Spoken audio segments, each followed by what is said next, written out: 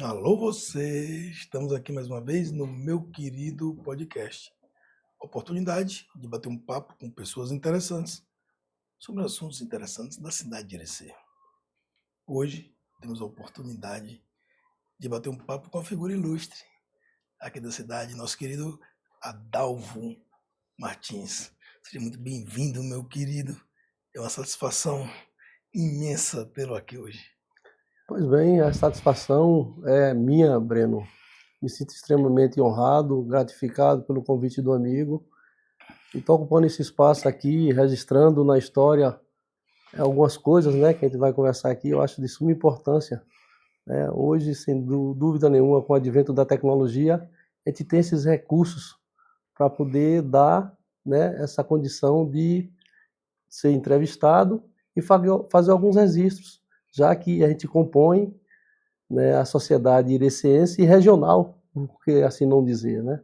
Eu acho de suma importância, então, de pronto, eu parabenizo você pela grande iniciativa de estar fazendo esses registros de suma importância para a história, né, do nosso povo e da nossa É isso que sociedade. eu acho que isso que ficou interessante aqui do meu querido Adalvinho, porque a gente está tendo sempre a oportunidade de bater um papo com pessoas legais sobre assuntos interessantes, independente do tema. A gente já conversou aqui sobre cannabis, a gente já conversou, né, com um especialista em bares, né, nosso gerente, né? Ou seja, então nós tivemos aqui várias oportunidades de contar a história, né? E às vezes a gente consegue apresentar uma outra pessoa que às vezes a sociedade não conhece, né? Porque é justamente esse o objetivo, um bate-papo à vontade, descontraído, pra gente ficar à vontade, né, cara? Trocar uma ideia e apresentar um conteúdo para a sociedade que é extremamente relevante, né? Porque acho que as experiências de vida é o que trazem, né, o acompanhamento e a evolução de cada um e de cada processo.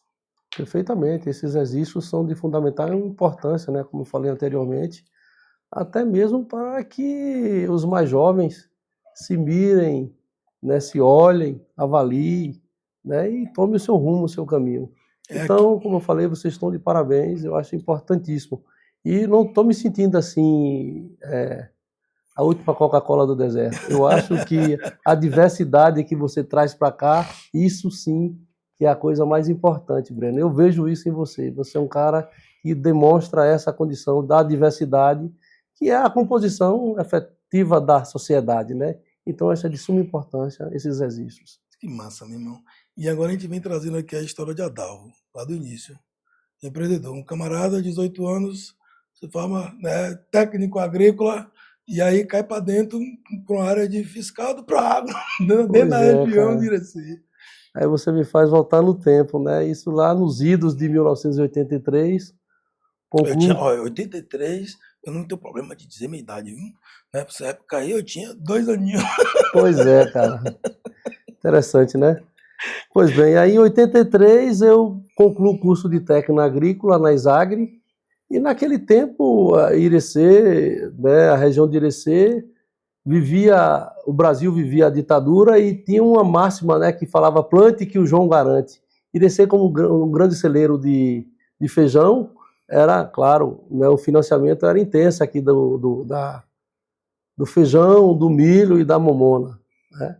E tinha, pela própria formação e as empresas que acompanhavam o Banco do Brasil, né, na assistência técnica aos agricultores, eram que faziam os proagros e assistência técnica.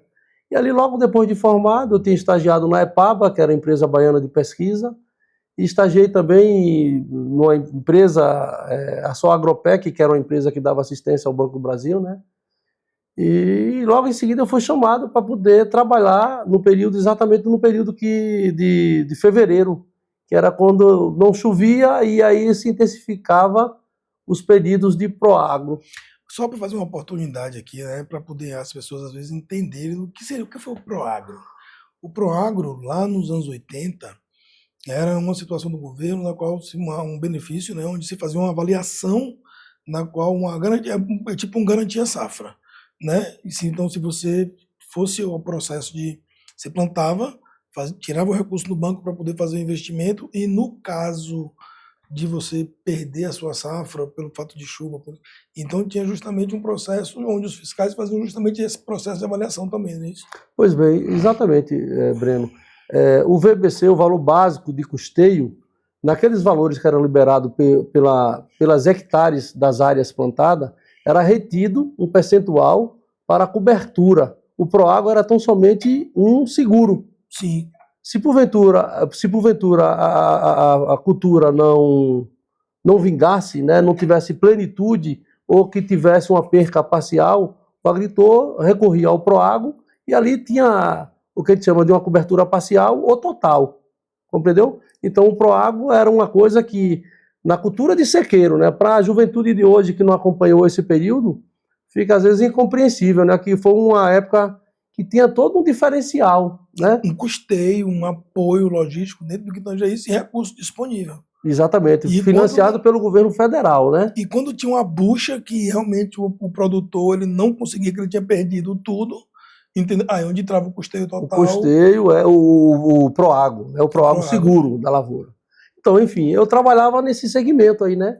Quando o agricultor solicitava do banco o Proagro, né? Ele pediu o seguro da lavoura, aí nós íamos ao campo avaliar, né? Fazíamos a amostragem, né, das áreas, né? Tiravam uma tarefa, ele, né, pedia 100% de perda no feijão, e lá nós mandávamos colher uma tarefa de feijão, ou uma área menor, ou mesclava, né? Fazíamos uma avaliação. De amostragem. Isso, de amostragem, e aí avaliávamos se a perca, quanto seria a perca dele.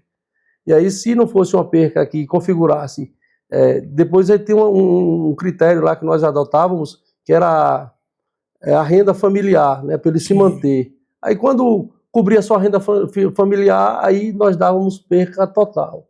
Quando cobria um pouco além da renda familiar, aí nós atribuímos o percentual encontrado e aí ele pagava o remanescente, ele ia colher o produto e pagava, ficava na obrigatoriedade de pagar o remanescente ao banco, né? Não vou mentir para você, eu não sei como é que hoje funciona isso. Eu não sei se hoje ainda existe um seguro pro safra. Eu acho que tem algumas questões do governo que trabalham com isso, com questões pequenas, né, para produtores de pequeno porte. Mas eu não acredito que na nossa região exista hoje uma política pública dessa forma como existia antigamente. Não, nesse nível de disponibilização de recursos, não, eu acho na nossa que região, nunca aconteceu igual naquela época, não foi isso? Nos anos Perfeito, 80 e 90. Na região foi abolido, né? Com o zoneamento agrícola, Irecê ficou fora do financiamento pelo governo federal, né? O que aconteceu foi isso, né? Dadas as condições e o volume muito grande de pedidos de seguro, ficou inviável se financiar. A gente ficou fora do zoneamento agrícola, né? E teve também o seguinte, tinha uma galera também que, meu irmão, dinheiro fácil, vamos dar uma bagunçada. Essas questões de conduta, né? Essas questões éticas e morais, isso é da humanidade, né? Isso sempre existiu, infelizmente sempre existiu, né? É complicado. E aí pronto, dessa área o pau amigo partiu para empreender. Não, foi um período muito curto, né? Então, que também um período de custeio e, digamos, do pedido pro Proagro era um período curto. Aí foi durante 3 meses. Isso foi em fevereiro a maio. Aí, em junho, eu já estava na autopeças e oficina do meu pai, né? Aí já entrei já no segmento do meu pai, quer dizer, também, e aí também meu pai também tinha propriedade agrícola, como a gente tem até hoje, né? Mas aí eu me tornei empresário em 85. Em 85, efetivamente, eu passei a ser sócio do meu pai, né? Aí pronto, chegou para trabalhar o coroa, meu irmão, tô no corre, você é o camarada que vai ter que segurar essa peteca. Então vamos logo cair para dentro aqui, na que verdade, eu já quero começar a descansar um pouquinho mais. Na verdade, meu pai casou muito jovem, né? Como no passado era assim, né? As pessoas casavam muito jovem. Meu pai ainda era muito jovem. Na verdade, eu me tornei empresário para ficar na autopeça junto com ele e ele, né, juntamente comigo, na oficina e tudo mais. A família, brother. A família é um negócio fantástico. E, tipo assim, eu tive a oportunidade de retornar a Perecer em 2008. Né? E aí foram 8, mas ainda tive a oportunidade de passar ainda 8 anos trabalhando com meu pai diariamente, entendeu? Então foi fantástico esse processo. Então o que me fez também retornar a empreender, né, foi essa oportunidade de estar com a família. A gente estava até conversando sobre isso mais cedo hoje. Isso. E o quanto isso transformou a minha vivência, eu acho que me transformou na pessoa que eu sou hoje, justamente por essa oportunidade que eu tive de optar por não sair para poder fazer um estágio no local fora e ir para um empreendimento e sim retornar para minha terra e falar o seguinte, botar a missão nas costas e falar, vamos cair para dentro porque o negócio funciona. Perfeitamente. E aqui, de pronto, eu quero externar em memória, né, o carinho, o afeto que eu tinha por Pepeu, seu pai, e ainda hoje pela sua mãe, né, que eram pessoas, né, apesar de uma idade Seu mais... Pepeu e Dona César, Pois né? é, As meninas da Arquitec. Você precisa ver o perfeitamente. Instagram dela, Fez como é alguns que tá trabalhos para agora. mim, Cessa e Sandra, externar meu carinho, meu respeito, minha atenção, sobretudo pelo seu pai, né, que eu tenho É, uma verdadeira admiração e carinho. O Pepeu era uma pessoa extremamente atenciosa, né? para quem não sabe, os estúdios da WebTV Quixabeira hoje fica aqui na cidade de Lapão, né, no anel de contorno, né, da cidade. E aqui já foi a antiga pedreira de Pepeu, como o pessoal conhecia aqui atrás, era a pedreira de Pepeu. É onde hoje é situado o nosso estúdio da WebTV Quixabeira, da onde sai o meu querido podcast, né? E mais alguns outros trabalhos fantásticos que a gente vem desenvolvendo ainda, não, Renatinho? Pois é, rapaz, quando você fala assim, Breno, aí eu volto lá no tempo, cara, e me vejo entrando aqui com a picape F75, olhe bem, que negócio Olhe bem, interessante, que negócio interessante. aqui vindo buscar brita aqui nessa pedreira, nesse local. Depois de quantos anos? Praticamente 40 anos eu retorno aqui e vejo esse espaço aí. Aí passa um filminho na cabeça da gente, né, cara? Poxa, como a vida é efêmera, né? Tudo muito rápido. E Me vejo acontece. entrando aqui, garotão, né, 18 anos, pegando aqui um pouco de brita, já para mexer lá na casa de peça e na oficina. Vinha pegar aqui, que a pedreira funcionava aqui. Funcionava aqui, E né? fora isso, que nós tínhamos de pedra dentro de Irecê, era as pessoas quebrando de Sim. marreta. Você sabe né? qual era o meu apelido quando eu era jovem, na época da escola? Tinha um amigo meu, Matheus, abraço pra você, meu querido. Matheus Neiva. Ele botou esse apelido em mim. Meu apelido na época da escola, ele me chamava de Véia da Brita. Por que Véia da Brita? Quando a gente ia pra escola, na época, eu ia pra academia ali, sempre tinha um pessoal descendo ali a rua que ficava com as senhorinhas com a borracha na mão, quebrando pedra de calcário ali. Eu não sei se você é da época de vocês, se tiveram a oportunidade de participar disso. Eu dava pra lembrar disso, com Tinha, com certeza. certeza. Então, era uma ruazinha onde, então, às vezes, quando a gente ia pra academia, a galera já descia lá por baixo, que era Soulim, lá atrás, entendeu? E a galera descia ali pelo Rodabanha, desculpa o termo, não sei como na época a gente chamava, não sei como é que hoje tem um nome lá, que eu não me recordo. Novo Horizonte. Né? E a gente ia pela rua Novo Horizonte, e aí tinha umas senhorinhas que ficavam sentadas na calçada, com a borrachinha, quebrando pedra, entendeu? E elas vendiam a brita na lata. E aí a gente passou lá algumas vezes e esse Matheus, esse sacana, começou a me chamar de Véia da Brita, porque eu trabalhava com pedreiro e ele dizia que eu ficava quebrando pedra aqui na borracha. Pois é, esses registros, né? O que a gente acaba de falar aqui, para o jovem de hoje da internet, para o jovem, apesar que você não é tão velho, né? Eu sou, né? Há Irmão, pouco eu revelei aqui a minha idade. idade é psicológico. Eu acredito sempre nisso, porque você vai ter, por exemplo, um coroinha aqui no Renato, disso, quase 70 anos. Se eu não soubesse a minha idade, eu daria uns 35. Você tá entendendo? Então, a idade tá na cabeça de cada um, irmão. Não, perfeito.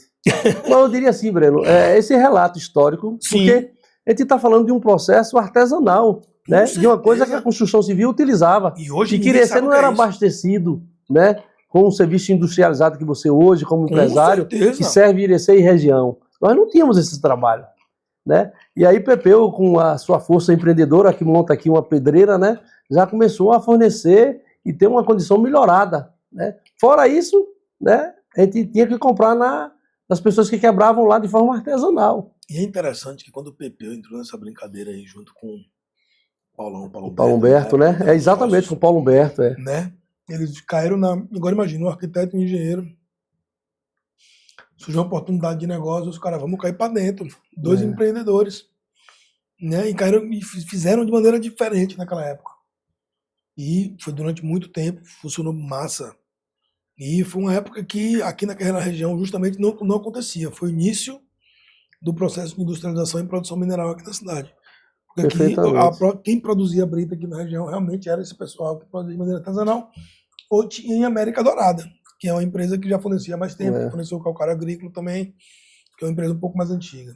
Agora você já está falando de um tempo bem mais para cá, viu, velho? Eu tenho mais idade do que você. E aqui é também aproveitar, né? Você lembrou muito bem aí que era Pepeu e Paulo Humberto, né? Sim. Externar aqui meu carinho, meu respeito, né? Paulinho de seu Amauri e Dona Maria. Tio Como Paulo. como eu conhecia, né? Enfim. E a professora Zezé, que foi professora minha também lá na Exagre, né? Sim. A esposa dele, né? Tio Paulo, já convidei, ele vai ter a oportunidade de aqui Que sentado e legal. bater um papo comigo. Quem é meu tio? Agulha apertável. Sua agenda é apertada, meu irmão. O engenheiro top da cidade, meu irmão. Não tem tempo nem de respirar, porque todas as obras que você vê, as mais sofisticadas da cidade, quem é? PH Engenharia, Paulo Humberto. Aí não tem jeito, cara. O estrutural é o cara que resolve. Tá entendendo? Então não tem como ser diferente. É verdade. Paulinho é um grande profissional e um grande homem, um grande caráter. Tenho meu respeito e admiração. E aí você, nessa viagem com coroa, depois disso aí, falou, não, eu tô achando pouco, eu vou abrir posto de combustível. Rapaz. Qual foi Aí, esse vislumbre, assim, cara? Você é um camarada no ramo de autopeças, trabalhando, já aprendendo e também na área rural, produzindo, né, como técnico perfeito, agrícola. E você fala assim, não, meu irmão, agora eu vou botar um posto de combustível agora aqui, porque eu vou adentrar nesse ramo. Do nada, você sai de uma coisa que não é sua expertise normal. Qual foi esse gancho, esse gatilho que ele trouxe para poder fazer um negócio desse? Observe, eu tenho um irmão que é oftalmologista. Ele é membro da Academia Americana de Oftalmologia. Sim. Aí, nas viagens aos Estados Unidos, eu sempre ia com ele, né? E eu sei que fui várias viagens, né, com ele aos Estados Unidos e tive a oportunidade de conhecer uns 27, que eu rodava, aproveitava, a gente ia de forma Desculpa a antecipada. curiosidade, a primeira vez que tu foi nos Estados Unidos foi em que ano? 98. Imagina, 98 aí, brother, eu tava em Salvador fazendo... Não, 98, eu tava querendo ser, fazendo o segundo ano, não sei. Estudando, tinha 17 aninhos. Pois Mas é. eu imagino que aquela realidade naquela época, né, era completamente diferente, né? A gente não tinha um contexto desse de internet como existe hoje. Ali estava começando o processo ali de maneira mais ampla, já tinha várias máquinas rodando, processo mais amplo, mas Verdade. estava iniciando aí a evolução aí do processo, no ano 98, 2000. Bom, aí deu para eu perceber assim as estruturas, né? As estruturas de serviços de combustível. E aqui, quando eu retorno para cá, surgiu uma oportunidade. Um amigo meu me chamou para montar um negócio. Aí eu entrei para um negócio que era posto de combustível. E aí eu falei para ele, velho, a gente fez um estudo de mercado, cabe mais 3 postos aqui dentro da cidade. E aí a gente resolveu empreender, né? Em 2001 a gente montou aqui mais 3 postos e um em Ibititá. 3 postos aqui e um em Ibititá. Naquela época a gente tinha a metade dos postos de Ireci, né? A gente tinha, eu juntamente com ele, né? E aí, bom, foi quando eu entrei para o ramo de posto de combustível e fui ficando, bom, eu sempre construí, entendeu? Eu tenho alguns imóveis de locação. E estou sobrevivendo. Minha família hoje, eu tenho 37 anos de casado, né? Minha família hoje... 2 filhotão. Três filhos, 2 homens e uma menina. E uma moça. Hoje eu me sinto realizado, entendeu, Breno? Graças a Deus, minha missão como pai de família, né, está cumprida. Como empresário também, me sinto extremamente confortável. E tive uma participação, né, no terceiro setor, como é de conhecimento da sociedade iriciense e região, né, que eu acho que, pelo fato de ter participado também no terceiro setor e ter dado várias e várias entrevistas, né, a gente acaba sendo uma pessoa conhecida, né? É um processo natural. E aí tive a oportunidade de dar uma contribuição no terceiro setor, né? E o interessante como você também teve na associação comercial. Né? E assim, na verdade, quando a nossa relação, né, o início da oportunidade que eu tive de estar em diálogo contigo foi justamente dentro da diretoria da CDL. E agora a gente vem retornando esse processo. CDL. A galera fica às vezes, porra, CDL, Associação Comercial, Casa do Comércio, o que é isso aí? Como é que funciona esse processo? É muita coisa, são 7 entidades. Ou seja, às vezes existe ainda o contexto da dúvida, do entendimento no que tange a isso. Aí eu já ia chegar para você e ver justamente isso, porque um camarada que já está no corre de vários empreendimentos e ele vem para o terceiro setor. A gente sabe que o terceiro setor é doação. É você se colocar à disposição de um setor, de um grupo, em prol de um benefício coletivo, né? Perfeitamente. E aí, a CDL já existia, mas a Casa do Comércio, hoje, para quem não conhece a Casa do Comércio Onildo Martins, como é nomeada, ela vem de quando? E eu tô ligado que você participou de maneira intensiva, porque assim, eu lembro que a gente doou, inclusive, a Brida, para poder fazer aquela estrutura, e a gente sempre foi parceiro, dentro de vários contextos, mas eu quero aproveitar esse momento para poder registrar, né, o nascimento histórico da Casa do Comércio com o IRC. Perfeito. Ainda foi na gestão na CDL, né? Que eu entrei na Sim, CDL efetivamente, tenho uma participação na CDL a partir de 2002, né? sim. Como diretor da CDL. Já era associado já há algum tempo, né? Mas tive uma participação efetiva como diretor em 2002, na gestão de Hildon Pedro. Quem sucede Hildon Pedro é Junior, Sim, meu querido né? Júnior, abraço, meu É o nosso amigo Junior. lindo! Aí eu sei te falar que a partir do segundo mandato de Junior, surge a vontade da diretoria, a gente já tinha acumulado alguns recursos, de fazer a sede própria, né? Aí, obviamente, a gente tinha que poupar, por se tratar de uma entidade do terceiro setor. Aí eu já quero de pronto para aqueles que não entendem o que é terceiro setor, já dou uma nota explicativa, assim, que Sim, às vezes não domina todo o assunto, né? Para quem está nos ouvindo, para quem está nos vendo, tem um entendimento. O terceiro setor é aquelas entidades sem fins lucrativos que atende o que o público, o serviço público não atende, nem o privado, né? Ela faz aquilo que não cabe nem ao público e nem ao privado.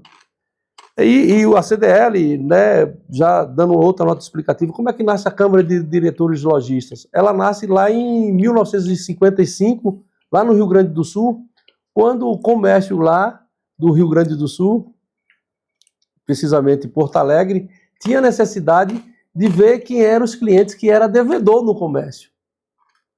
Aí criaram um banco de dados, né, nos moldes de 1955 para fazer as consultas, né? Fulano ia comprar no comércio, no crediário, e aí, peraí, será que esse cara está devendo em algum outro lugar? assim surge o SPC. Pois é. Você que está com o nome Exatamente. sujo, É, você que comprou e não pagou. perfeitamente. Nessa levada aí mesmo, Breno. Ou seja, a galera se organizando para poder não tomar calote, entendeu? Não percebe como é que a sociedade se Pois organiza, é. um modo de É resolver o aquilo que o processo. público, o serviço público não atendia e certamente o privado não tinha como. Aí teve que botar uma força intermediadora, que é exatamente o terceiro setor, para prestar esse serviço, né? Sim, Aí surge a CDL, a Câmara de Dirigentes Lojistas, né, com o seu banco de dados, para poder atender essa situação. Aí, pois bem, aí com as consultas, obviamente, é pago um valor muito pequeno, né, para poder ser irrisório para custear obtido basicamente o o processo. processo. E aí, com o aporte de recursos da contribuição mensal dos associados, a CDL paga as despesas e sobra um recurso que ela pode deliberar. Aí, naquele momento, tinha uma quantia significativa, né, para poder já começar a construir a nossa sede própria, que nós pagávamos aluguel. Retomando a história, como nasce a Casa do Comércio. Sim, sim. Aí a gente chama o poder público municipal e fala dos nossos anseios, das nossas vontades, e pleiteávamos dentro de Irecê algumas localidades, né? E aí eu sei que surge a oportunidade de uma doação via Codevasf, que aqui agora eu quero já agradecer pelo empenho incomensurável de Dr. Luiz Alberto, né? O Grande gerente, figura ilustre, pois é, grande que deu uma abraço, Luiz Alberto. contribuição muito grande para que aquele projeto Casa do Comércio esteja, ou melhor, está da forma que está hoje, né? Foi ele que efetivamente fez a ponte com a Prefeitura Municipal de Irecê e fez o processo de doação para 7 entidades, né?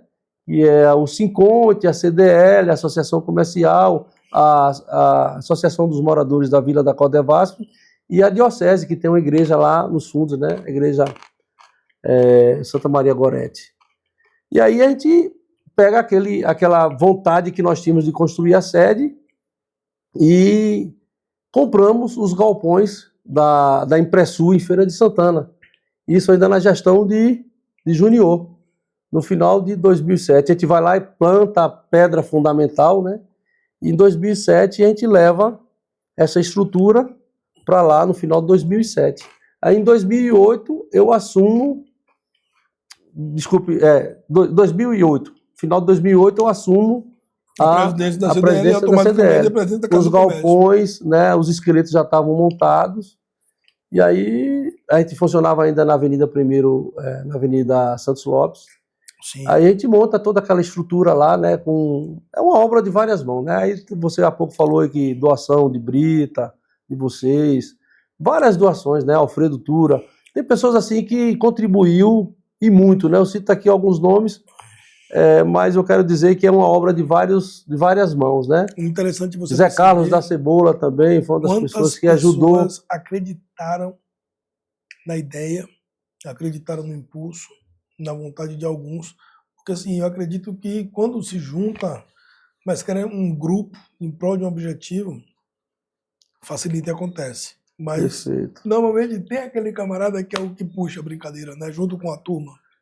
E assim, interessante é que aconteceu. E tem a Casa do Comércio hoje, uma estrutura plena, né? E Perfeito. funcionando com um escritório para todas as entidades, né? De maneira plena e funcionando. Hoje tem o cinema, hoje tem um play bar estourado da cidade. E entendendo? Além disso, a associação comercial, na qual eu também tive a oportunidade de estar lá como presidente da entidade, dando aqui o apoio durante o período, mas como você fala, a questão do terceiro setor como objetivo do apoio à sociedade conforme as demandas da sociedade. Perfeitamente. Aí, sem dúvida nenhuma, aí a gente tem que falar da Prefeitura Municipal de Irecê, claro. Sim. O governo, na época, Zé das Virgens, o presidente da Câmara, Sim. Pertinho, que libera um recurso, uma sobra dos recursos da Câmara, constrói, asfalta aquele entorno ali, né? Pertinho também teve uma sensibilidade, como Zé das Virgens, né, no processo de arranjo daquilo lá. Ô, Breno, eu estou citando o nome de pessoas aqui, mas falando, sobretudo, da boa política, a política bem intencionada, a política de confeccionar, de servir a sociedade. E, sobretudo, de Inclusive, pedindo reconhecer... desculpa, querer explicar aquelas pessoas que a gente esquece, porque, infelizmente, a gente não consegue registrar o nome de É todos. verdade, é verdade. Em alguns momentos, verdade. às vezes, a gente só se preocupa porque a gente registra o nome de alguns. Eu lembrei aqui e agora alguns de ficam Adonias, carentes. né? Adonias é um parceiro Adonias sempre. também, com as máquinas dele ali, disponibilizou máquinas para eu compactar, com muita atenção, muito carinho, né? Ou seja, foi uma galera, meu irmão. É. Todo mundo na missão de ajudar e fazer acontecer o negócio. Que massa. Eu falo do envolvimento, assim, emocionado mesmo. Alfredo Tura é um cara que, meu Deus do céu. Aqueles caçambão lá, aquele piso mesmo da igreja ali, que pegou quase 800 metros cúbicos de aterro, de cascalho, foi ele que doou tudo aquilo ali. Não é fácil, né? Para uma pessoa só. Mas, enfim. Deixa eu aproveitar esse tema só um minuto aqui para poder externar um agradecimento aqui ao Alfredo Tura. Ele é um camarada que, para quem não conhece, coroa marrento, mas gente boa até onde não pode mais. Muito amigo de meu pai, muito amigo do meu avô, o Tenente Wilson. Então, o Alfredo Tura é uma relíquia da cidade de Irecê. Perfeito. Eu, no meu início do empreendimento, aquela coisa, como é que começou a pedreira? Breno, Pepeu trabalhava, mas não estava 100% regulamentado. Aí chega Breno, engenheiro de Minas, se forma. Surge a RM Mineração e a gente tem que começar a trabalhar, certo? E aí a gente vai em busca de quê? Dos parceiros, das relações. Aí eu externo agora meus agradecimentos a Evilásio. Chega eu com um parceiro, Vila, cheiro, irmão, carinho imenso por você, né? Evilásio, parceiro da Valpadana. Eu chego para ele e falo assim, Vila, meu querido, o negócio é o seguinte, eu requeria a área, e assim, funciona assim, o processo de mineração, a área do governo. Quem requer primeiro tem direito de prioridade. E eu queria comprar a área do senhor. Isso é R$1 no bolso. Pois é. Aí ele olha pra minha cara assim e fala assim, gostei de você e da sua atitude. Aí eu falei, então, você vende? Ele falou, vendo. Eu falei, quanto é que você quer? Ele falou, eu quero tanto. Eu falei, eu pago. Agora. No dia que eu começar a tirar a primeira caçamba de pedra, eu começo a pagar. Ele falou, tá fechado o negócio. E eu saí de lá com o contrato assinado, sem tirar R$1 do bolso. Que eu Legal. protocolei esse contato na ANM e me deu autorização de começar a minha operação. E sem isso eu não teria. Perfeito. Entendeu? Então foi o cara que eu tenho um carinho enorme porque acreditou no potencial. Aí veio outra alfredutura, porque agora eu falei, pronto, agora tem uma área. Né? Mas agora para poder tirar, não tem um equipamento para poder tirar de lá de dentro. Aí é onde entra o Alfredo. Alfredo, meu querido, me dá essa força. Como assim, Brenão? Eu falei, ó, meu irmão, eu tô aqui. Primeiro, na verdade, eu consegui o parceiro do explosivo, né? Eu Uhum. trabalhava já prestando serviço. E aí, dentro desse contexto de prestar serviço, meu fornecedor de explosivo, eu falei, meu irmão, me ajuda. Agora é a minha. Ele, não, pra você, 30,60,90. Resolvi o Legal. explosivo. Chamei o cara do perfuração. E o camarada falou, oxe, não, eu vou pra aí, velho, arruma só a hospedagem do meu povo e aí depois a gente divide o que der aí e bota só o combustível. Eu falei, vixe, empolou, agora precisa do combustível. Uhum. O cara liso, o moço tá fazendo mágica sem ter R$1 no bolso. Aí vem os parceiros, aí vem o posto 4 rodas lá, meu querido Ayrton, né? E o nome dele, esqueci agora o nome sempre. Eu vou lembrar no decorrer. Né? E aí os meninos lá do posto 4 rodas, que nesse momento meu pai também pegava alguns parceiros com você e com outros, mas foi um parceiro que eu cheguei para ele naquele momento, eu falei o seguinte, ó irmão, só corre que eu preciso do diesel, que é para poder botar o compressor para rodar. Ele, pega, meu irmão, que depois a gente resolve. E aí o que acontece? Foi as relações, e aí pronto, já tem o explosivo, a Alfredutura chega, e aí entra com a escavadeira, eu falei, Alfredo, me apoia? Como? Eu falei, ó, tô aqui, preciso de escavadeira, 2 caçambas, para poder botar junto com outros parceiros. E aí ele falou, na hora agora. Eu falei, só não tenho R$1 no bolso. Eu consigo o diesel e eu pago em brita. E aí ele chega para mim e fala o seguinte, meu irmão, já acreditei na sua história. E vamos junto. E aí os vendedores, os parceiros caçambeiros entraram na brincadeira. E hoje a RM chegou onde ela está com ajuda e apoio de pessoas que colaboraram de maneira plena. A Alfredutura foi uma delas. Evilásio Perfeitamente. foi outra delas. Né? Que Uhum. eu gostaria aqui de externar meu carinho, meu respeito, meu reconhecimento pela. Breno, eu vou aproveitar um momento aqui, velho, e te dizer o seguinte.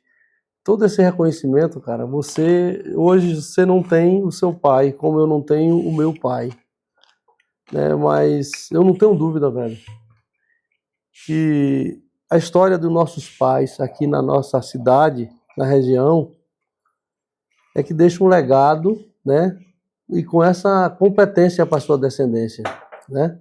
Quando você startou e você iniciou, né, a gente não pode esquecer disso, que eu acho que é a mola mestra, que é a nossa família. Oxe, A lastreabilidade que está contida, não é que é Pepeu, filho de quem, né? rapaz, Não. Está concedido o crédito. Pepeu foi o cara que já fez tudo. Então, E eu só cheguei para complementar o negócio. Porque quando eu cheguei aqui, imagina, Pepeu, naquela época, até um contexto difícil de falar, porque tinha um ditado aqui, eles que falava o seguinte, quem manda nessa porra é nós dourado. né? Ou seja, não existia um processo de fiscalização mais ativo. Por quê? Porque as coisas aconteciam meio que à revelia dentro de alguns momentos. Né? Mas quando iniciou o processo e Pepeu, ele acreditou de maneira tão plena no processo, que ele chegava um momento que ele falava o seguinte, meu filho, eu vi que você consegue. Larga o doce, tá ligado? Que o processo vai para frente. Né? E Uhum. o interessante é que foi justamente essa experiência. Eu terminei a faculdade de Salvador, passei 2 anos estagiando numa pedreira, que foi a pedreira civil, foi quem me ensinou a trabalhar com mineração. O professor, chama de professor Gileno, né, que foi meu orientador lá do estágio, que era o gestor na época. Uma pessoa fantástica. E eu chego aqui depois de um aprendizado desse, de uma história dessa, de 2 anos trabalhando com um camarada muito massa e pego o Pepeu de testa, que além de ser meu pai, é meu sócio. E agora imagina, eu não sei se é porque comigo, dentro de alguns momentos, é momentos de amor e luta. Porque são diferentes modos de pensar, diferentes idades, diferentes gerações, e às vezes geram conflitos. Lógico que são resolvidos de maneira plena, mas em alguns momentos foi muito interessante essas discussões. Perfeitamente.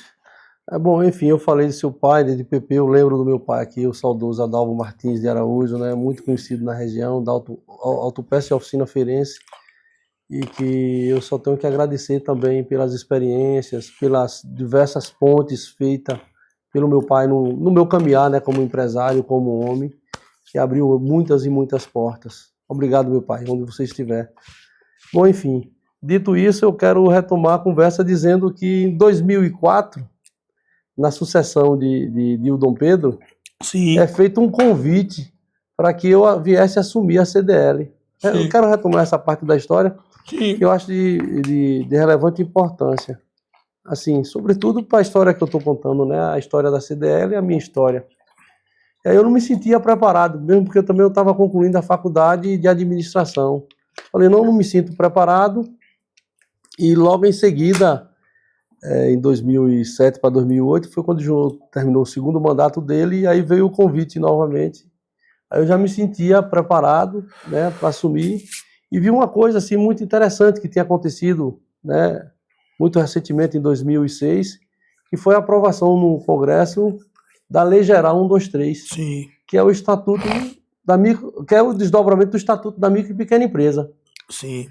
E aí eu falei, não, eu me sinto na condição, né, tinha concluído a faculdade, me sinto na condição de assumir, e eu tenho uma vontade muito grande, que eu tinha estudado um pouco também a lei, né, compreendi um pouco mais.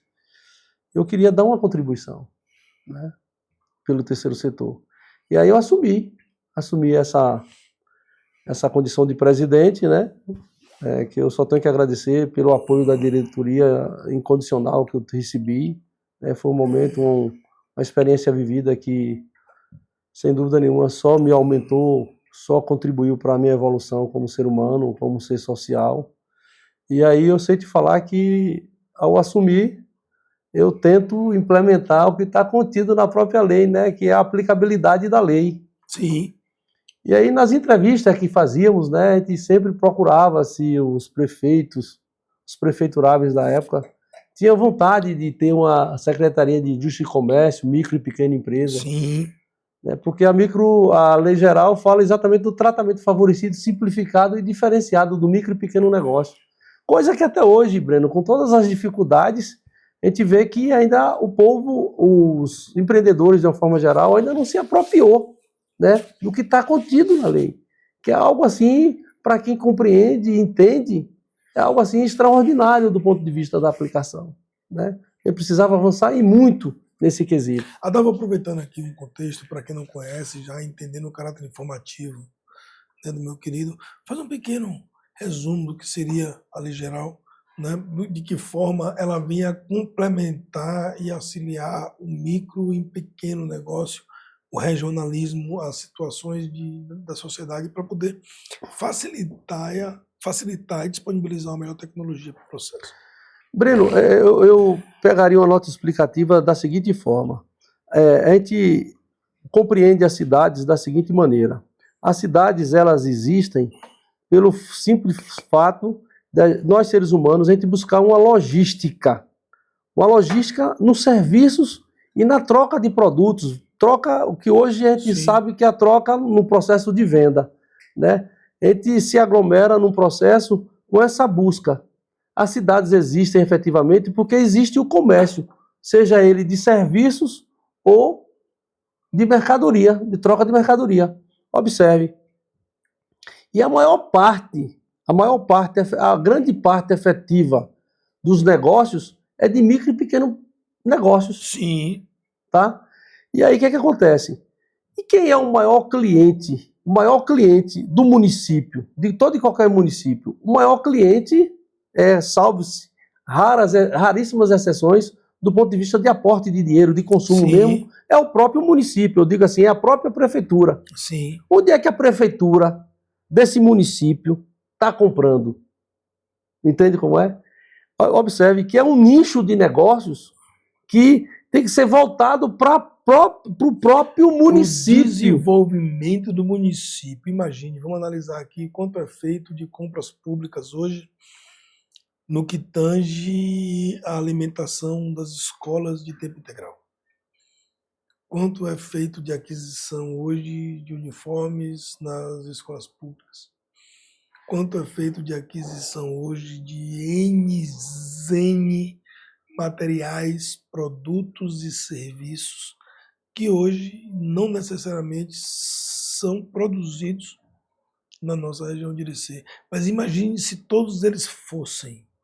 O quanto de recurso, Giraria no próprio o comércio. quanto de desenvolvimento, porque não é só o recurso, porque o recurso ele traz o desenvolvimento. Porque a partir do momento que aquele cara que ele se prepara para atender a prefeitura de Irecê, ele atende qualquer prefeitura do Brasil. Perfeitamente. Mas observe, aí quando você incrementa isso, voltando e oportunizando o pequeno negócio da cidade de Irecê e dando condição de ser vendido, ou melhor, a prefeitura comprar não só os amigos do rei, mas comprar na diversidade do que está posto no comércio, né? A coisa tem um incremento econômico-financeiro grandioso. Mas para que isso efetivamente ocorra, primeiro, dialogando com o Ministério Público, isso em 30 de julho de 2014, né? Dialogando com o Ministério Público, eu tive a oportunidade de falar com o Procurador-Geral do Estado, quando eu fiz uma pergunta acerca da Lei Geral, né? Que a ferramenta que resolveria boa parte dos problemas na vara de família, a ferramenta que traria, de fato, comida, alimentação, remédio para dentro das casas das pessoas, sobretudo aquelas que trabalham, seria a aplicabilidade de forma plena da Lei Geral. A Lei Geral 123 de 2006. Porque ela potencializaria uma distribuição de renda mais equânime. Breno, a gente está falando de todas as estruturas. Na Lei Geral, fala que toda e qualquer grande obra, ela tem que ter subcontratada 30% de micro e pequena empresa, para exatamente buscar um equilíbrio na distribuição da riqueza. E a gente vê, Bruno, pessoas, e aí eu não quero pontuar como demérito, eu quero às vezes pontuar como uma falha na estrutura do próprio Estado, e sobretudo na conjuntura judiciária. Sim. Olhe bem, quando você vê uma pessoa de forma muito rápida se destacar economicamente, com uma relação plena com a coisa pública, o que é que de extraordinário está acontecendo? E porque esse conjunto da sociedade não vai na mesma velocidade. Eu não estou querendo apontar dedo para ninguém. Não é o nosso objetivo. Não é nosso objetivo. É uma forma que a gente tem de apontar e falar que as coisas poderiam ter um equilíbrio maior, sobretudo na distribuição da riqueza. Porque, Breno, tudo é temporal. Nós, na nossa construção, a gente tem que deixar um legado, e sobretudo um legado muito bonito. E o Estado, que é o grande arrecadador, que tem a obrigação de trazer para a coletividade, de trazer para os concidadãos, né, melhores dias de vida, às vezes está falhando grandiosamente. Seja o executivo, o legislativo, como o judiciário. E, sem dúvida nenhuma, eu não quero ir, como cidadão aqui, como administrado, eu não quero ficar numa situação confortável. Eu quero dizer que a gente também tem uma culpa, porque a nossa capacidade de se mobilizar às vezes é muito pouca, muito embora com essa contribuição que eu dei, bati por diversas vezes, tensionei, quis, a gente lutou, a gente conseguiu, né, uma Secretaria de Indústria, Comércio, Micro e Pequena Empresa para o município de Irecê, né? Avançou em algumas questões, sim, mas poderia ter avançado muito mais, podia ter feito muito mais. Eu acho que tem. Pode, ainda é tempo. Ainda é tempo. Sempre tempo, né? Sempre é tempo de evolução, sempre é tempo de construção. Né? E quem sabe até agora a gente aproveitar aqui para dar esse puxãozinho de orelha aqui. Ó, não entender. Vamos buscar, está na lei. A ferramenta está aí. Né? Então, o que acontece? Será que não é o momento da gente voltar os olhos com um pouquinho mais de carinho para essa questão que já existe? Será que não é o momento da gente entender até que ponto isso pode trazer uma evolução significativa para o nosso município em função das oportunidades de emprego e renda que serão geradas em função da aplicabilidade da lei? Porque às vezes, Adalvo, quando a gente fala, às vezes a gente começa a discernir sobre alguns temas, e aí, como a lei geral, que ela tem suas especificidades, mas o objetivo pleno é só esse. Distribuição de renda igualitária entre oportunidade dos pequenos, né? Eu vou dar um exemplo. Aqui em Irecê, a Galvani chegou na cidade para poder prestar grande parte de serviço em grande empresa, uma mineração fantástica, né? Que vem desenvolvendo um trabalho. Inclusive, eu tive a oportunidade de ser estagiário da Galvani. Cheguei a crescer. E hoje existe, dentro da mineração internacional, existe algumas demandas documentais exigidas aos prestadores de serviço para que aquele serviço possa ser executado de maneira plena. E o que acontece? Hoje, Irecê está perdendo oportunidades de disponibilização de vários insumos para a mineração de grande porte, porque não consegue habilitar empresas locais para prestar o serviço. Olha que negócio louco. Por quê? Porque o cara ele não quer registrar a carteira do camarada, ou ele não tem um nível de exigência de equipamento com relação à idade, ano ou estrutura.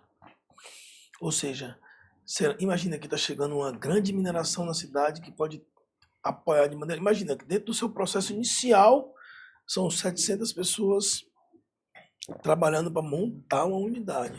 São mais de 300 milhões investidos na região de Irecê. O quanto isso vai impulsionar a hotelaria, né? A parte de locação de imóveis na cidade, a parte de consumo de serviço. Quanta gente nova está chegando, ainda mais quando chegar a operação desse negócio. A gente está se preparando para isso. Tá ter esse pensamento. Porque hoje não é só... Ah, não, beleza, você tem que atender. A lei geral exige que eu tenha 30% das empresas, mas o camarada tá pronto para prestar esse serviço.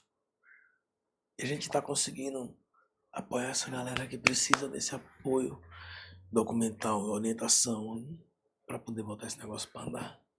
Pois bem, Breno, aí você toca num assunto, velho, de extrema Uma relevância. ferida doida, né? É porque está contido dentro do processo da lei geral, e aí eu tenho uns números aqui, Breno, que eu posso verbalizar muito facilmente, que hoje 98% dos negócios do país é de micro e pequeno negócio com faturamento inferior a 4 milhões e 800 ano. 98%. 98% dos negócios do país.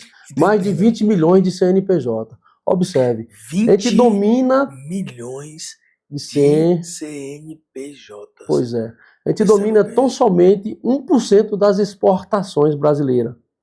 Nós temos 48% das carteiras assinadas e temos 21% do produto interno bruto. Olha que esse número, claro, ele sempre está mudando, que ele tem uma dinâmica, né? Lógico. Então observe, quando eu falo da lei geral e você cita essa realidade econômica financeira, que Irecê está ganhando agora, a gente vê que Irecê com as energias eólicas no entorno, as indústrias, as energias solares, e agora com esse advento da Galvani, se a gente tem uma Secretaria de Indústria e Comércio, micro e pequena empresa, que ela tem um diálogo intenso com a sociedade, na perspectiva que está contido lá na lei, do agente de desenvolvimento. O que você está falando aí, nós poderíamos estar em seminários discutindo essa realidade e nos preparando para essa condição de uma grande corporação que está chegando dentro da cidade. Essa é a primeira. Essa é uma das corporações que está chegando na cidade. Imagina que Irecê, ele está no meio aqui, brother, do Nordeste. Irecê pode ser um polo logístico fantástico. Pois bem. Então, observe, para essas questões, velho, a gente vê que o processo sistematizado, bem elaborado de uma secretaria, né, com o pensamento que está contido na lei lá, 123, ela faz essa ponte, ela faz essa ligação estruturada para poder atender essas demandas, essas novas demandas que estão surgindo na cidade.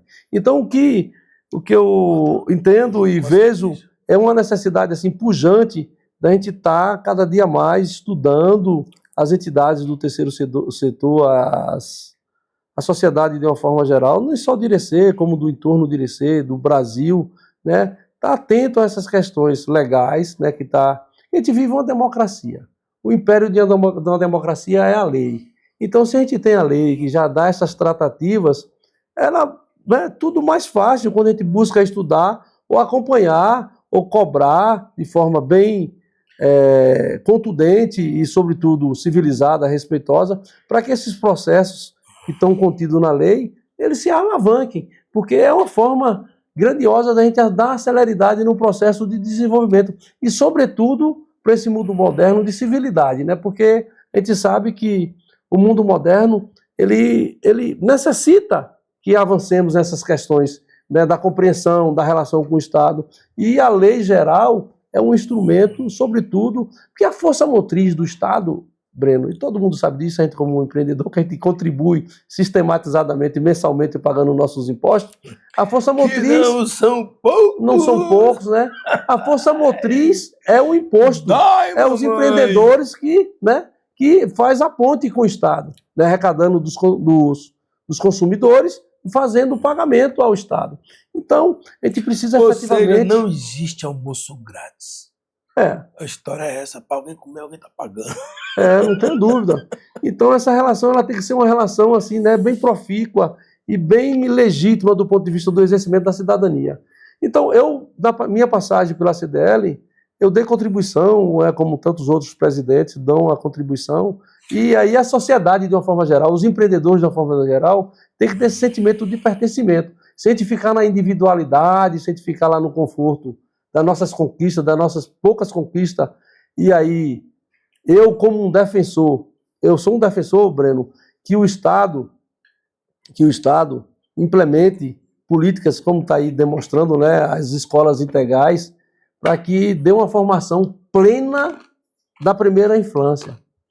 Porque a gente está vendo muita violência, a gente está vendo muito desvio de conduta ética moral, e que o Estado, né, dê essa condição, né, de todos, indistintamente, tenham acesso à primeira infância para ter uma alfabetização boa e uma instrumentalização do ponto de vista ético e moral das relações boa. Só assim a gente vai formar cidadãos com capacidade de, daqui a 2 décadas, 3 décadas, a gente dar um salto grandioso de qualidade nessa nação, né? E aí eu dei minha contribuição lá no terceiro setor com esse pensamento, né? Muitos até pensavam, esse cara quer ser candidato. Não. Eu sei que essas questões... Eu não vou mentir para você, já chegaram para mim também. Breno, você vai ser candidato aqui. Eu falei, porra nenhuma. Eu diria assim, eu acho que é um esforço incomensurável. Síndico, eu quero ser candidato. É um esforço incomensurável. Quem sabe lá na frente, mas... Né, Breno? É um esforço incomensurável quem se propõe a ser candidato. Que eu acho que é uma coisa assim grandiosa para quem se propõe. Agora, eu acredito, Adolfo, que a partir do momento que o camarada se coloca à disposição de ser candidato, vou fazer uma analogia. Eu gosto de fazer analogias porque facilita o entendimento. Um cara que nasceu para ser médico. O cara que vai ser médico, ele tem que nascer pensando que ele vai cuidar da vida dos outros. Que o foco dele é a outra pessoa. Amar o próximo como a ti mesmo. Porque ele vai passar a vida dentro do contexto de entendendo tudo que está acontecendo, dificuldade desse processo. Entendeu? Claro. Então a gente faz esse contexto de analogia desse processo, é muito parecido, tá entendendo? Aquilo que você pensa, da maneira como você escolhe para a vida e de perspectiva de processo. E isso é um negócio muito interessante. Não, perfeito.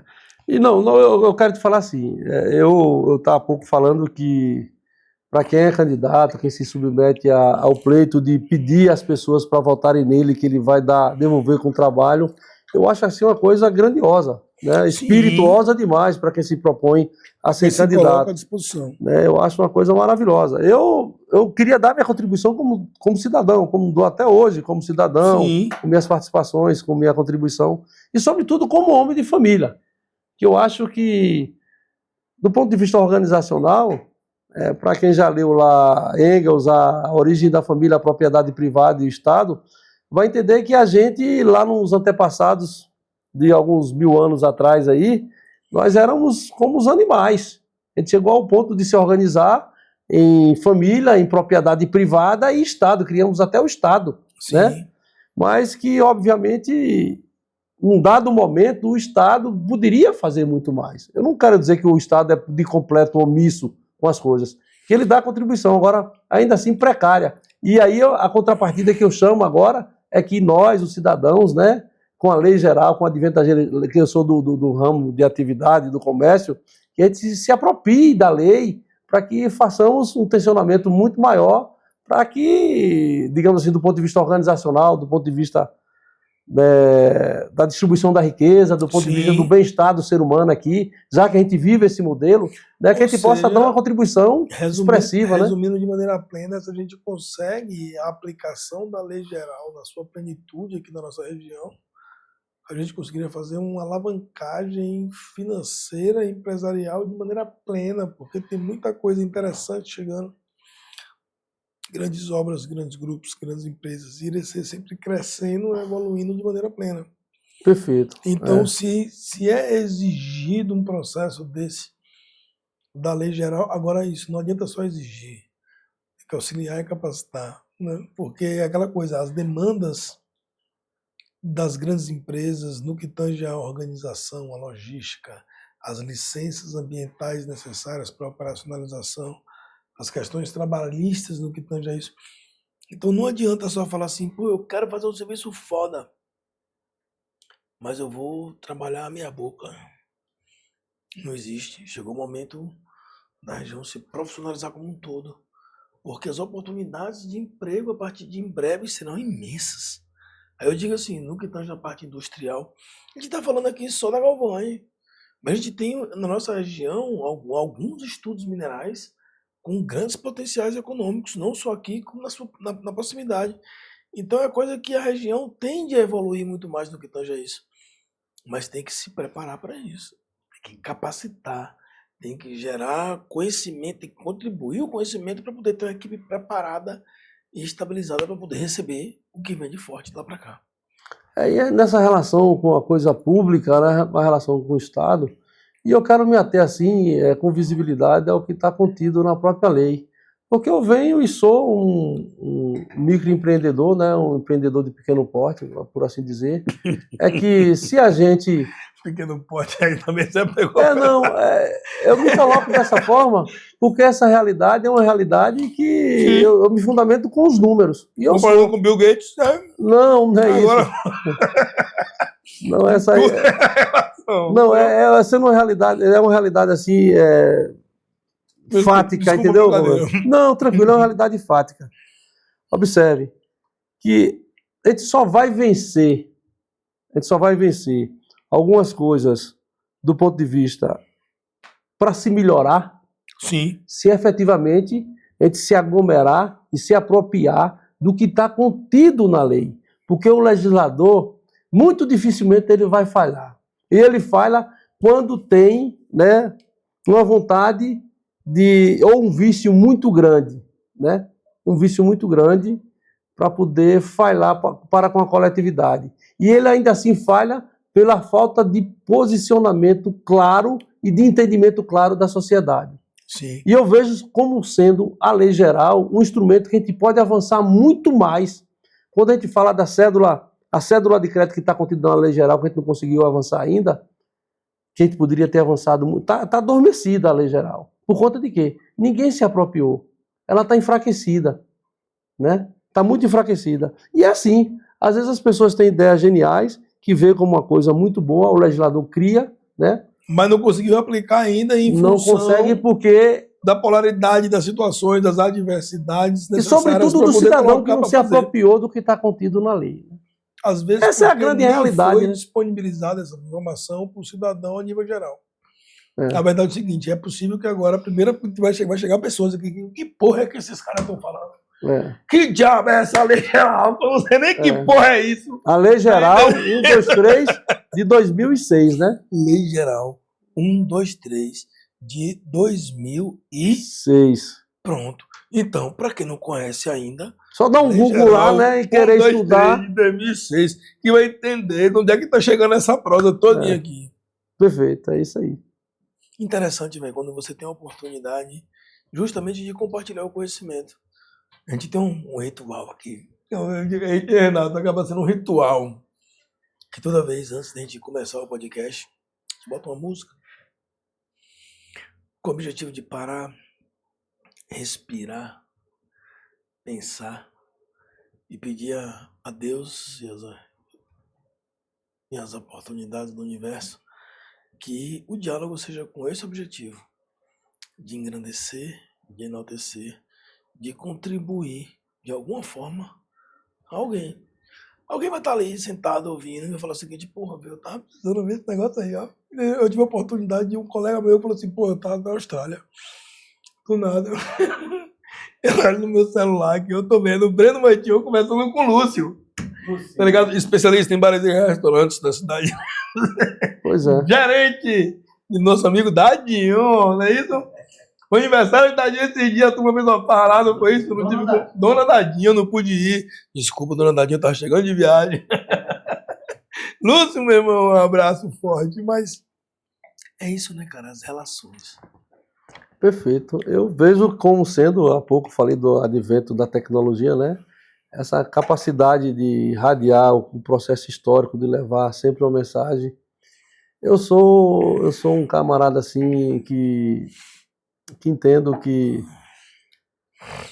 como está demonstrado historicamente, né? A vida vai ser sempre melhor, indo para frente, porque sem dúvida nenhuma o ser humano vai se apropriando dos conhecimentos, vai desmistificando, vai entendendo, né?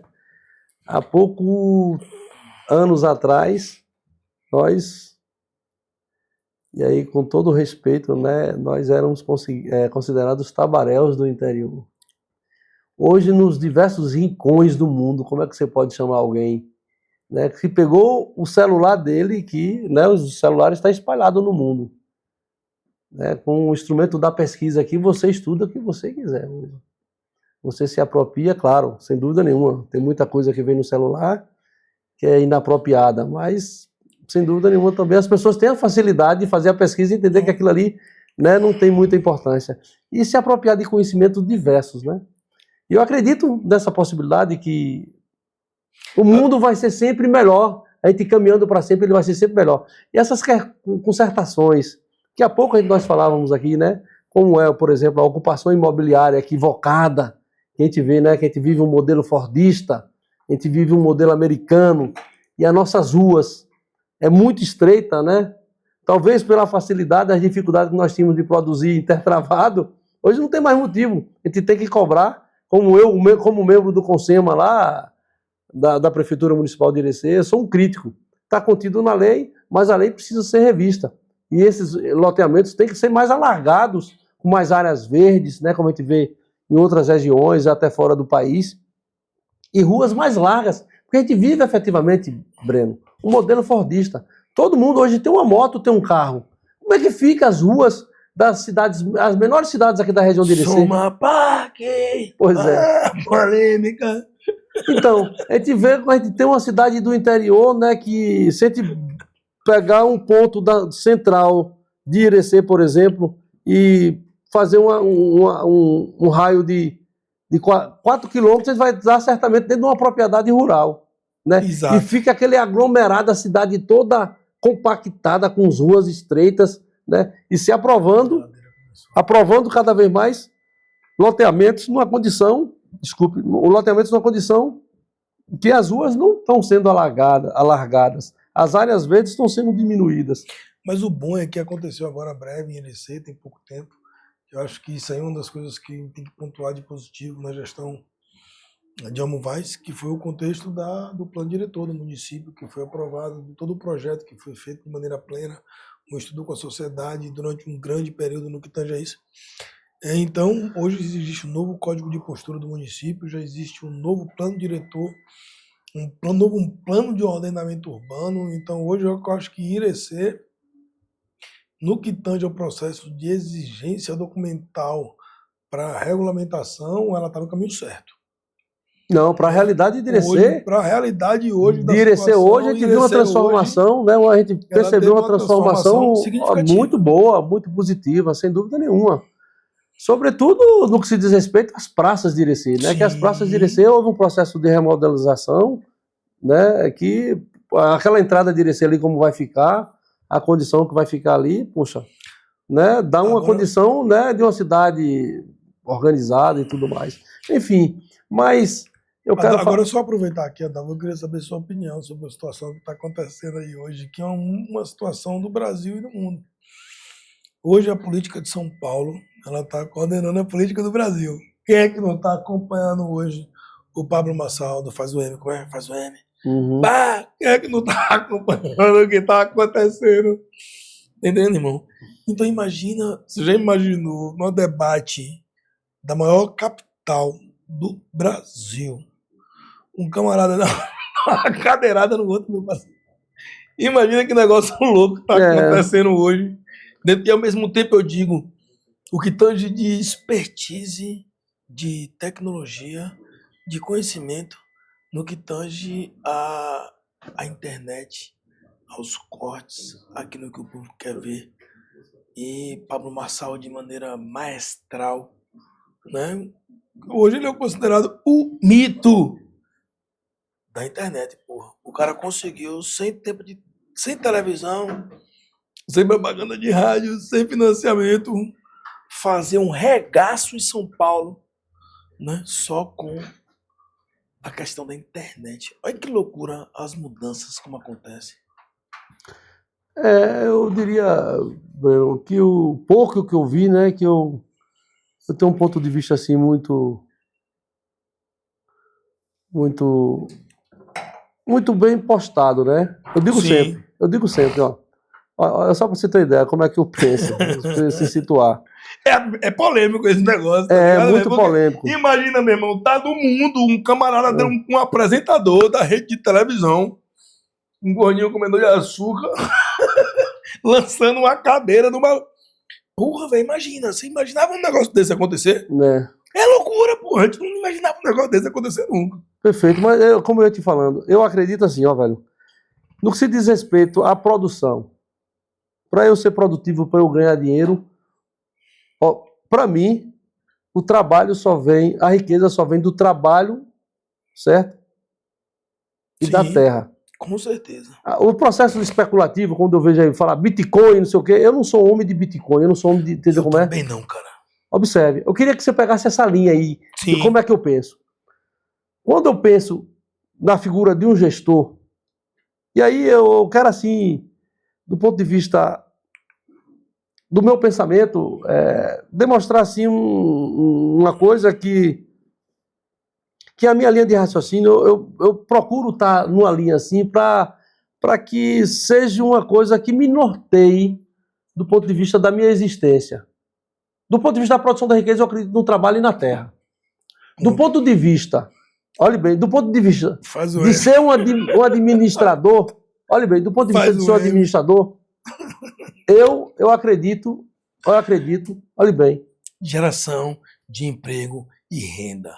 Né? Não, fala assim, não, me permita aqui, eu acredito na questão humana, naquele cara que tem família, naquele cara que tem uma condição moral, ética, bem postada e que seja efetivamente uma pessoa, né, que saiba se segurar. O que eu pude ver, tanto de um quanto do outro, aquilo não soma. Não soma, sobretudo, para nenhum jovem estar ouvindo. Agressão nas palavras. Eu sou completamente arredio disso. Entendeu como é? Eu não vejo com bons olhos.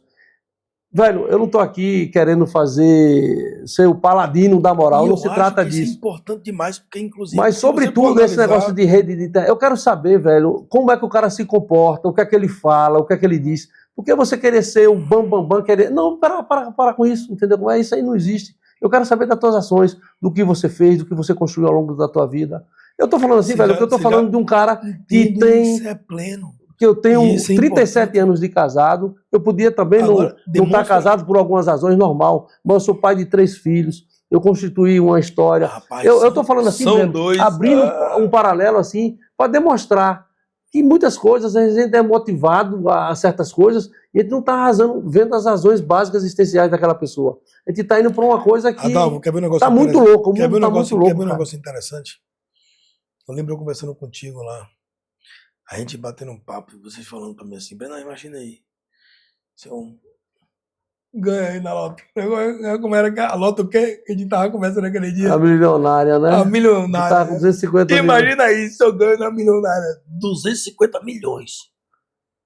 E eu falo o seguinte, pronto, eu não tenho mais que me preocupar agora com dinheiro. Agora eu vou fazer o seguinte, eu vou gastar meu tempo, energia, dedicação, network e inteligência para mudar a realidade desse povo. E aí, meu irmão? É uma demonstração bem clara que a gente tá preso a esse mundo fenomênico, né, velho? Percebe? E tem Percebe? quando- Percebe? Agora imagina um camarada doido lá que é o Pablo Marçal. O camarada, ele chegou onde você queria estar lá. Ele tem isso sobrando. É o ponto de falar o seguinte, velho, eu vou largar a minha porra e eu vou dar uma de doido. E eu vou fazer o que o pessoal quer ouvir para poder trazer o que tem de melhor e conquistar. E é o futuro prefeito de São Paulo. Faz o... Entendeu? É tipo assim, parece loucura, mas ele consegue. Eu não vou dizer para você que dentro de alguns momentos a gente percebe que existe o fato de você persuadir, de você apertar, de você falar aquilo que a galera realmente às vezes ninguém está preparado para ouvir aquilo que o outro está disposto a falar. Entendeu? Eu já vi, inclusive, de você falando para mim assim, Brandão, às vezes o mais certo é você ter paciência e botar uma noite no meio do caminho e ouvir do que tomar qualquer reação, porque a agressão não vai levar você para lugar nenhum. Com Concorda certeza. comigo? Com certeza, é isso aí. Não, eu não sei, velho. Você fala aí do futuro prefeito, eu não sei. Eu não sei da É o realidade lá. futuro prefeito, brother. Eu não sei da realidade, Faz o M. Pá! mas enfim. O que eu quero lhe dizer é que Eu espero que nesse seja, porque eu digo para você o seguinte: vai mudar o paradigma no que tange ao contexto de gestão, porque assim, é um cara que, esse sim, não deve porra nenhuma a seu ninguém. Será que vai funcionar? Não sei. Pode ser que lá na frente eu esteja errado e ele faça merda. Faça isso não, Marçal, na moral, faça o que você tá dizendo que vai fazer aí, que aí, porra, mas... Entendeu? É uma... Percebe que é um processo de ruptura dentro de um contexto político que vem acontecendo, né? Há quantos anos? Quando é que apareceu um doido desse pra você ver uma cadeirada? É um tema, digamos assim, atípico e polêmico, concorda?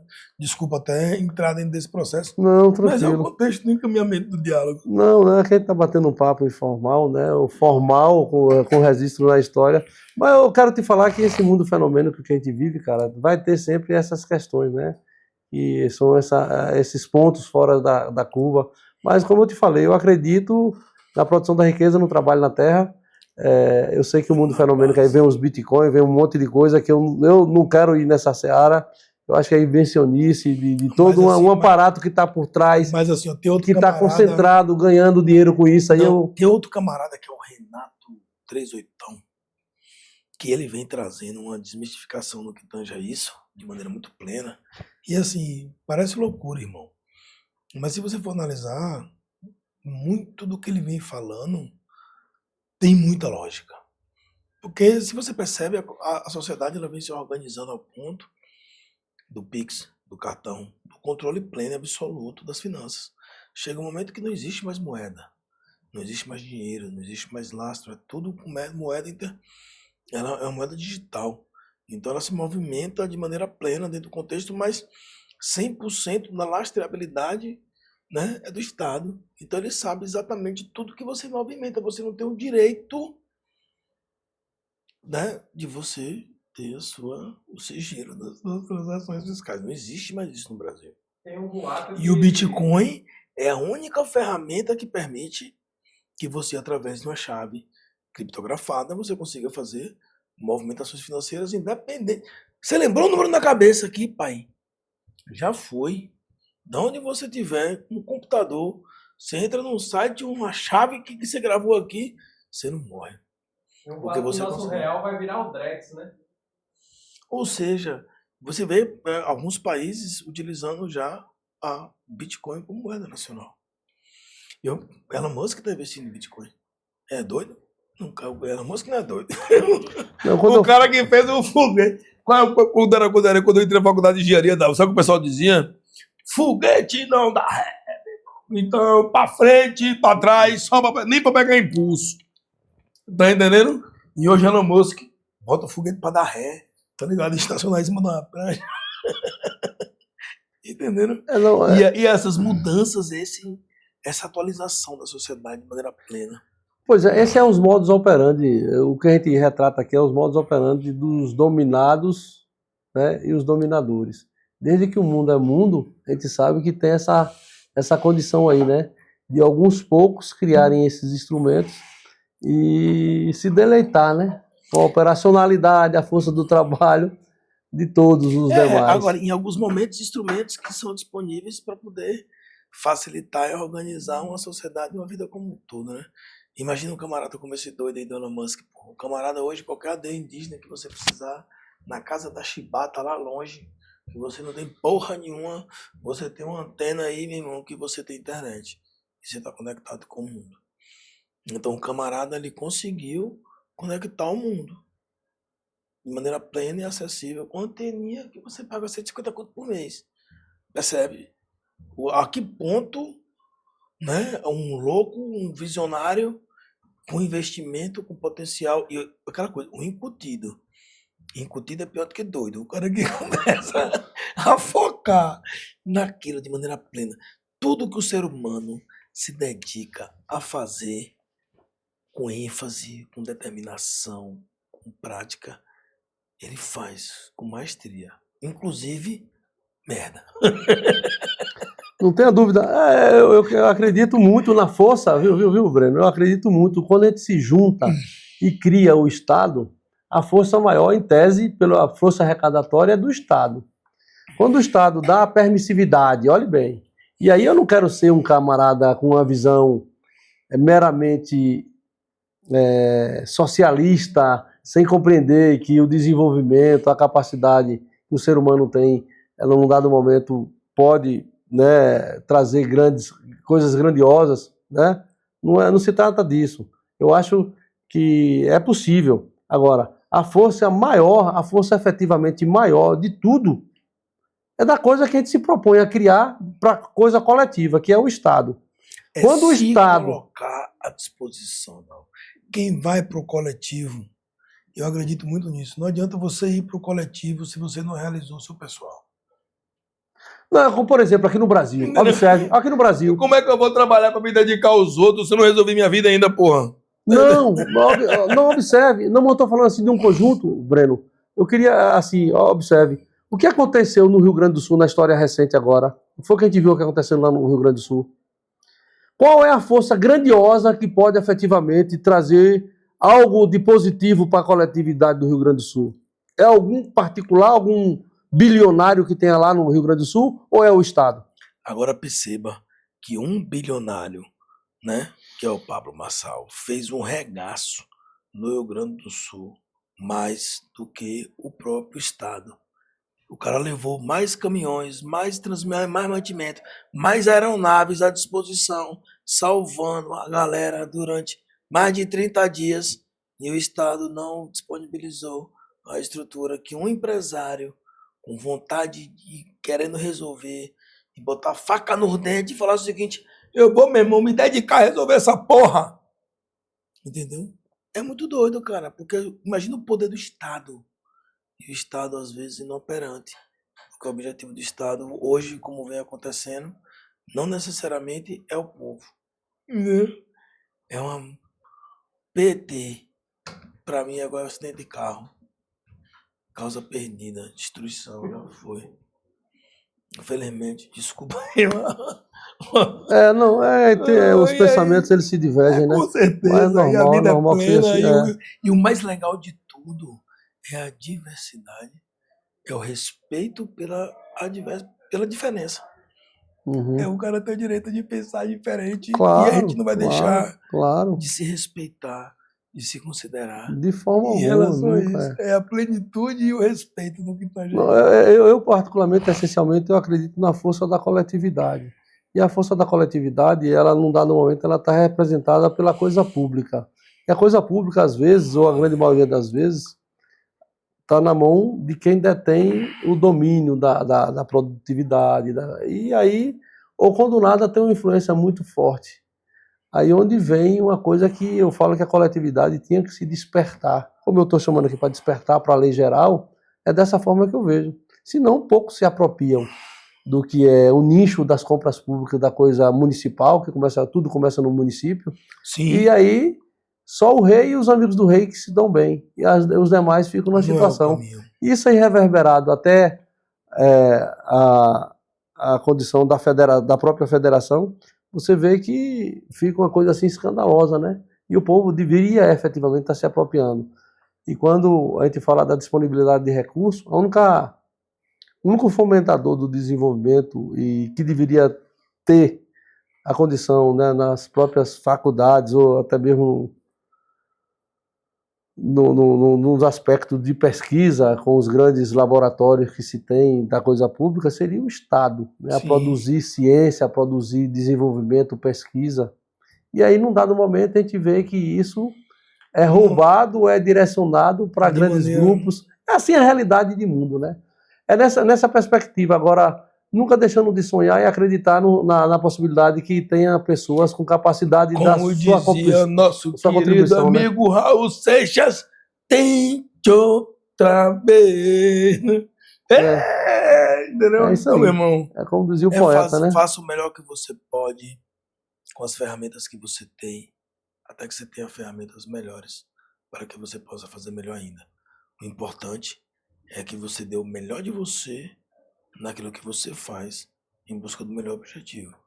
Essa é a meta. Dê sempre o seu melhor.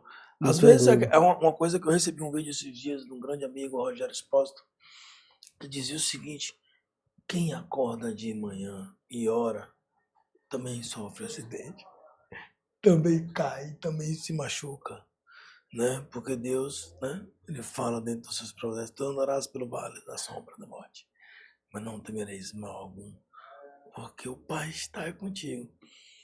E meu pai falava muito isso comigo: meu filho, se acalenta, relaxa, É isso aí. porque Deus está no comando.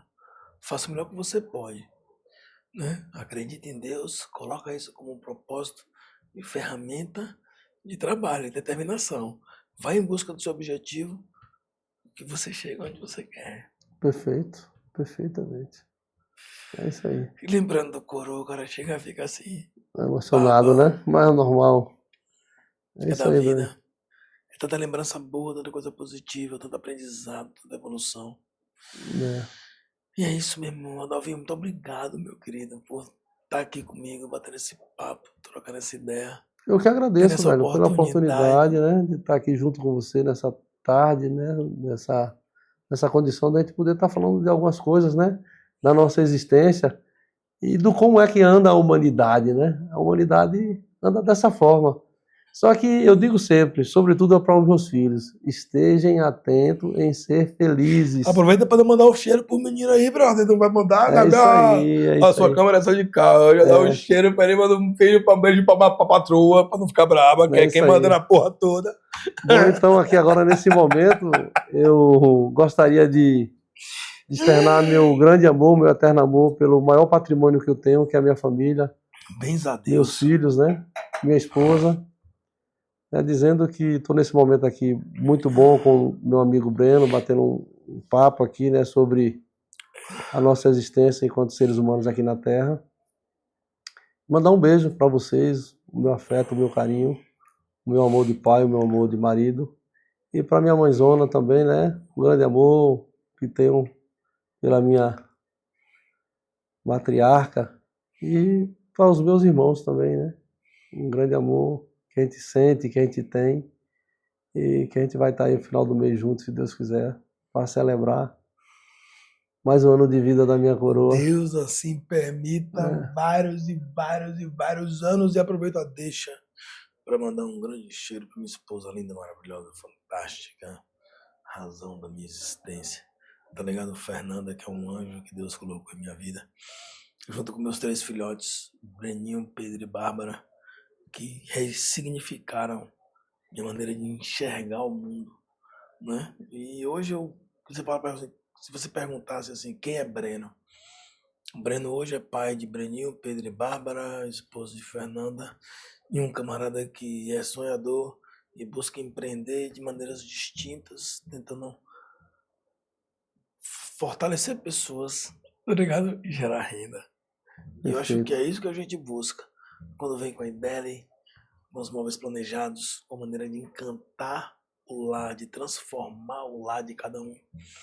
Quando vem com a RM Mineração, iniciando o processo de extração mineral, fornecendo a brita, fornecendo todo o agregado necessário para essa construção inicial.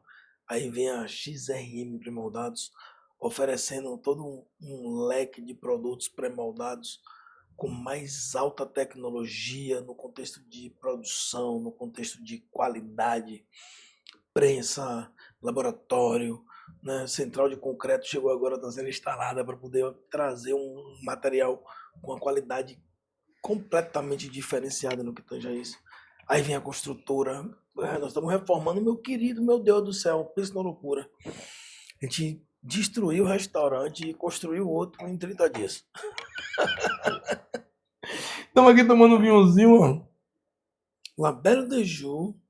Esse vinhozinho é um vinho do nosso querido amigo, a seleção, do querido Alceu Valença, que nós vamos ter a oportunidade, né, com o chefe Expósito, abraço chefe, nos deu a oportunidade de apresentar o parceiro lá de Salvador, e a gente vai estar oferecendo essa belezura aqui, lá no meu querido, depois dessa toda reestruturação, né? Então, é aquela coisa, percebe, Adalvo, que a gente chega aqui para poder entender o que está acontecendo, e hoje a gente está buscando, empreendendo, gerando emprego e renda e trabalhando de maneira plena na cidade de Irecê, e só agradecer a cidade pelo acolhimento, pelas oportunidades de negócio que surgiram. E a gente vai se esforçar para cada vez mais. E, ó, vamos para cima. Perfeitamente, sem dúvida nenhuma. Como empreendedor, também fica aqui externado meus agradecimentos ao acolhimento de Irecê pelos meus negócios, minha boa relação que eu tenho com a sociedade ireceense, pelos amigos, né? Bom, enfim, agradecer a Deus pela nossa existência, né? Com certeza. É aquela coisa, a gente já começa rezando, agradecendo, pedindo a Deus que a gente tenha a oportunidade de compartilhar assuntos interessantes. E a gente conclui agradecendo e pedindo a Deus que em algum momento algo daquilo que a gente falou possa tocar no coração de alguém de maneira plena e fazer alguma diferença, né? Obrigado, meu querido. Foi um Obrigado a prazer você, velho, inenarrável, velho, de estar aqui com igualmente, você. show de bola. Obrigado, meu irmão. Tudo de bom, E velho. é isso aí, meu querido podcast. É a oportunidade de bater um papo com pessoas legais sobre assuntos interessantes. E tamo junto. Puta que